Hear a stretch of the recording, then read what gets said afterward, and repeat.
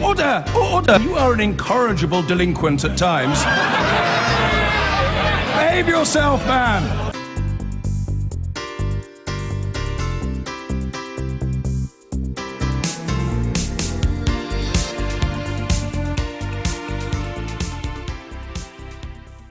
It was quite a moment. Two politicians, neither's been elected into government, but both have had an electrifying effect on their national politics. Maybe you can call the creed anti-establishmentarianism. Not the longest word in the dictionary, but the one that defines our age. Many on the side of Brexit, of course, will want to distance themselves from Nigel Farage, linking their views to those of Donald Trump. But there is insurrection in the air. Folks, the message is clear. The parallels are there. There are millions of ordinary Americans who've been let down, who've had a bad time, who feel the political class in Washington are detached from them, who feel so many of their representatives are politically correct parts of that liberal media elite. They feel people aren't standing up for them, and they've actually, in many cases, given up on the whole electoral process. And I think that you have a fantastic opportunity here with this campaign. You can go out, you can beat the pollsters, you can beat the commentators, you can beat Washington. There's no doubt the phenomenon goes well beyond the UK and US, and politicians are struggling to keep up, ride the wave or resist it. In numerous countries to the east, populist leaders have won elections. Austria might elect one, Germany and Italy have populist parties, and in France right now, we're seeing a former president, Nicolas Sarkozy, run for office, picking up some of the nationalist messages of the anti-establishment National Front there.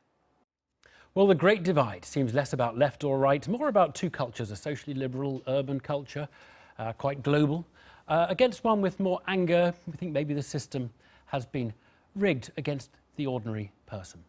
Well, has it? Should we welcome the scene we saw last night?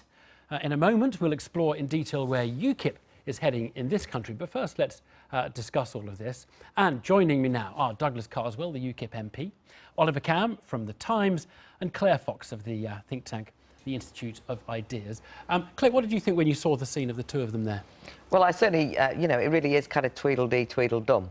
But this is the difficulty. I think that they are right that something is going on. And I actually am exhilarated, not by seeing Donald Trump and Nigel Farage together, but actually by the fact that people are rising up. There is an anti-establishment mood, and when Brexit happened, it was against all the odds. It was having had all the big guns, the whole of the establishment threaten and bully and say, if you do this, and it was assumed, of course, that people would just do what they were told. And they didn't do it. And so in that sense, Nigel Farage has got a point, and Trumpism does represent something similar. And you can sort of see how the two of them are bedfellows to some extent. Yes, but it is true that putting them together as bedfellows are often used to try and discredit someone like me who was for Brexit, because immediately everyone goes, ha ha ha, she's to the right of Genghis Khan on the side of Trump. And so. What did you think when you saw those pictures, Douglas? I'm still a little bit puzzled and bemused that the party of Ronald Reagan and Abe Lincoln has managed to select as its candidate a thin-skinned narcissist who launched his bid for the White House by implying most Mexicans were murderers. I think this is extraordinary. The fact that someone like that can get so far tells me that there's something seriously wrong with politics in the Beltway, in Washington, D.C. How is it that a man like that can get so far? Clearly, people are voting for legitimate reasons. They feel a legitimate sense of anger against a political cartel.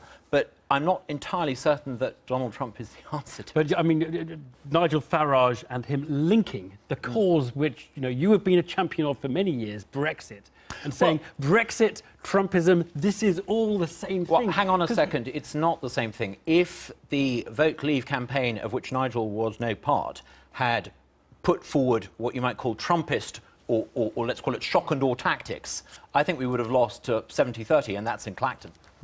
I mean, before I come to you, Oliver, Claire, is there something a bit funny about Nigel Farage standing there talking about the little people, standing next to a billionaire property developer who's buying his way into the...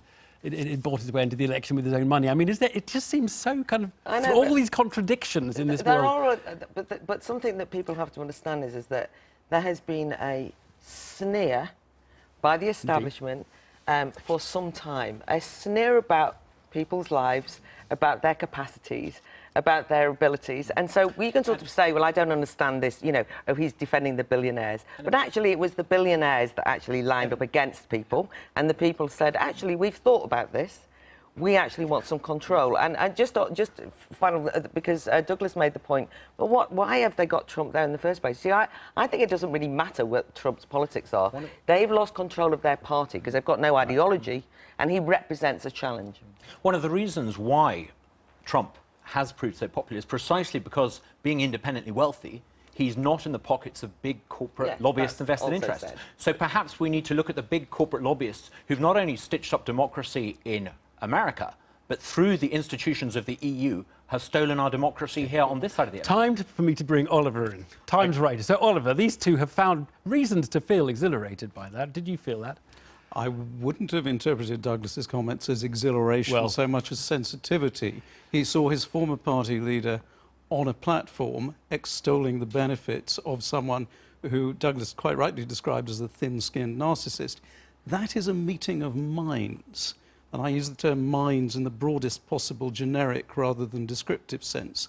This is the same cause in essence. It is a populist stand for purportedly people who have lost out through the forces of globalization. But as you rightly implied, they are respectively a billionaire and a public schoolboy. Claire is going to use the word sneering, actually, and I'll use it on her behalf. You're already sneering about deride, I think, rather than sneer, would be the operative verb. Should we not take issue with this assumption that this is somehow sort of protectionist rednecks against an enlightened global free trading elite?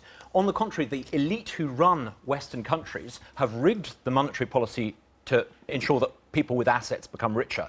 Asset wealth has increased against wage wealth. They have rigged the banking system. They have rigged the political system. It is not free trade globalists against protectionist rednecks. It's ordinary people rising up against people who have rigged the political and economic system in the interests of a small cartel. Oliver. And not rigged at all. You make wedged TTIP wedged is a rigged with, system. wedged the within single market that, is a rigged system. Wedged within that a mound of obloquy is one single reputable point, which is that absolutely monetary policy, the conduct of monetary policy since the financial crash, no, let me finish, Douglas, has benefited those who own assets rather than those who are dependent on incomes. That widening of inequality is extremely damaging. As a consequence. Economically and social cohesion. That's the point on which you're all going to agree, that something has gone wrong and that something needs to be done about it. But things would have been much worse without That's it. the point. Okay, Right. Claire. Okay.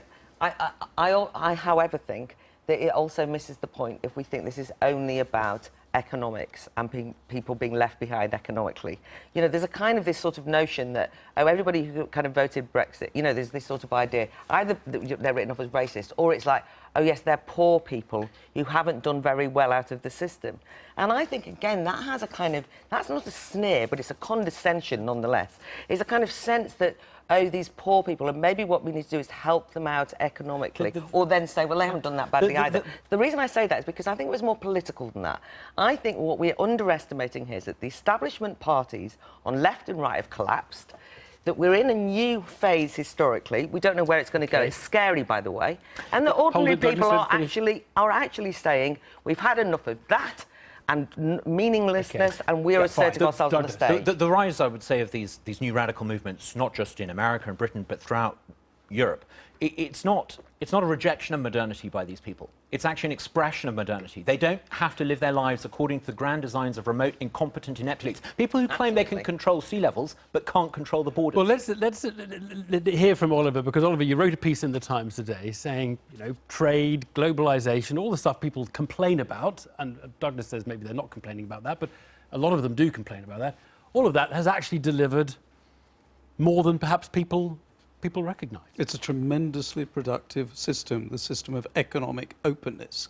It has losers. You cannot have this sort of economic creativeness, this productivity, without endangering national sovereignty, eroding, I should say, national sovereignty, and endangering some domestic industries and their workforces. The task of economic and social policy is to ensure that those who are left behind are compensated, even though the net benefit for society is very substantially positive. Oliver, folk aren't angry because globalisation is giving them cheaper mobile phones. They're angry because government policy and monetary policy means that houses are no longer affordable for young people. It is a lack of the free market that has caused this extraordinarily unfair monetary policy that has enriched a small few and left the rest unable to afford. It's also housing. possible to imagine that people could be quite excited about the possibility of creating an economic policy oneself and doing Well, that. tell us through what it is, national Claire. sovereignty. Tell us what it is. Just Tell us hold what on it is. a minute. Because Just hold on a where minute. is the beacon country that you No, you've no, looked to no, as the right. great model, Venezuela. where the populists have taken over and delivered nirvana? Just hold on.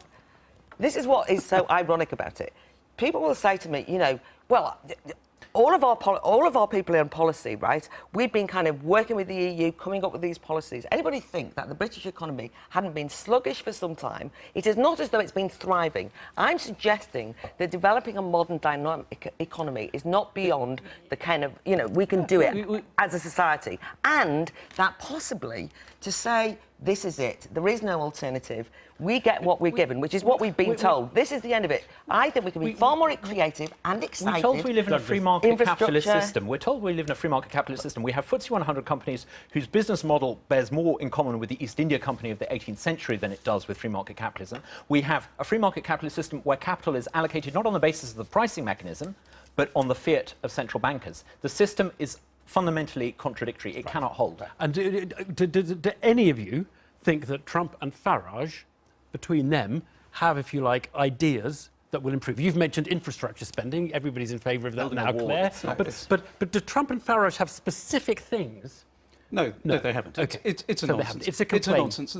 Their political campaign, which is supposedly for the expropriated and those left behind, is more an intellectual obscurantism. It's anti-democratic, anti-science, and it is nativist and basically xenophobic. If we underestimate what's going on with things like Podemos, the Reset, the fact that this is beyond left and right... Oliver has a point. Playing back the anger tape way, doesn't answer these questions. No, Playing anger back at people. You've got to look at what the great reformists did, the Thatchers and the Reagans. They understood people's anger, but they offered them a better way. If you caricature this movement, then it'll get far worse and we will become even more metropolitan elite, looking down and misunderstanding. Need to leave it there. I'm going to thank both of you and we'll be back with you in a moment. I've been getting away with it.